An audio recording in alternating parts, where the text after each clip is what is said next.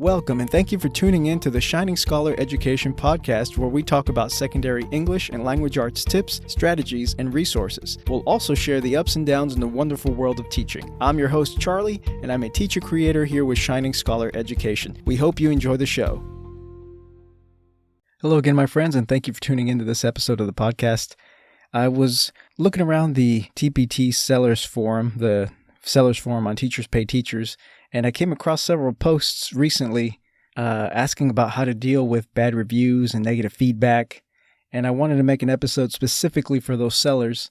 I've been doing this for a while. It's been since 2008, on and off, but I really started to focus on it in the last 2 or 3 years when I started just focusing and creating new content, new products, week by week, day by day, as much as I could. And I wanted to give out some ideas, just some thought strategies to get through those negative reviews and negative feedback. My number one tip, of course, is don't worry, it does get better. The way I handle it is through some of the following ways. And trust me, I've gotten plenty of 3 stars and below. Really. Strategy number 1, approach it with a growth mindset. Learn from it, make your product so good that buyers can't ignore you. Ask yourself what you would want in the product and then go above and beyond that. Remember, add value, as much value as you possibly can. Number 2, one bad review will not sink your shop. And the positive reviews on the new and improved version of the product will more than balance out the negative one. This has happened to me many times, and our products improve along with ourselves. So remember, you're always learning, you're always improving. Nobody starts off as an expert. Remember, you don't have to be great to start, but you do have to start to be great. Number 3, you can't please everyone, and in trying to do so, you'll please no one, especially yourself. So I don't remember who said that, but it's powerful. Some of my greatest best-selling products have few 1 to 2 star reviews. So you can't please everyone, and not everyone's going to want the same product or agree that it's a great, valuable product, even though, the majority of your people do think it's great. Here's something to keep it in perspective.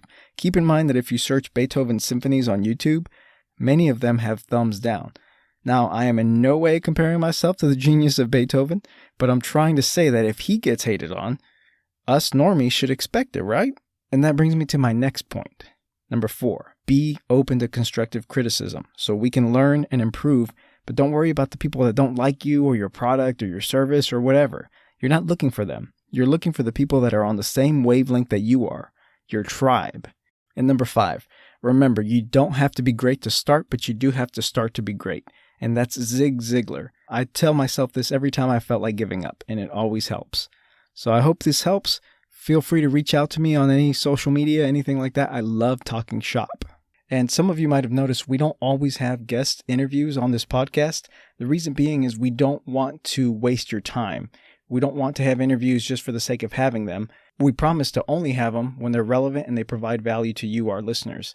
And before we go, we wanted to give shout outs to some awesome Instagram accounts. And we'll try to do this more often as we find some great ones. But 2 particular that stuck out to us this week, at Teachers Connect. That's at Teachers Connect on Instagram. They foster a sense of community for teachers by connecting teachers to one another and supporting each other while posting some funny and some inspirational posts. One particular post that I liked was a picture that quotes Jane Nelson and saying, "Children will listen after they feel listened to." I think that's something we can all keep in mind as we return to the classrooms. The next Instagram account is at myelajourney 2018, at myelajourney 2018. This is her 3rd year teaching. She's based in Houston, Texas, super positive and very passionate about improving her craft as a teacher. So follow her. Her energy is contagious. And if you have someone you want to nominate for a shout out on this podcast, just email me at shiningscholareducation@gmail.com and we'll check them out. As always, teachers, we appreciate you tuning in. Thank you for everything you do. Keep changing the world. Make it a great day. Thank you again for tuning in. And if you enjoyed the show, please like, subscribe, share, and consider leaving a review. It really does help. We make resources for teachers by teachers. Check us out at shiningscholareducation.com and at our Teachers Pay Teachers store as well.